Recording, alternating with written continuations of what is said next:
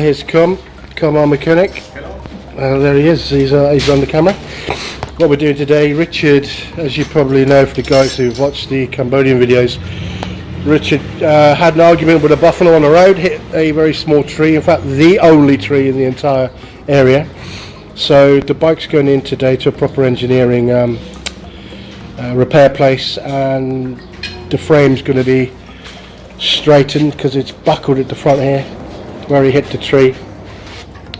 So it's going to be going in, it's going to get the full process, get the whole thing re-straightened. So what Com's doing here is just basically prepping the bike so we can get the thing in, get the thing repaired, get it straightened out, and then start to rebuild it. All the parts we've already ordered. You probably actually see the new shocks have already been fitted. And then when it comes back, it's going to get a serious spray down and get some of this red clay off. The Cambodian red clay is so sticky, it's like glue. It's such a nightmare to get off, but we'll hit it with a power washer and we'll strip it all off as best we can. So today is day one of the rebuild. Let's hope it goes well. Just an update on this bike if anyone's interested. This is a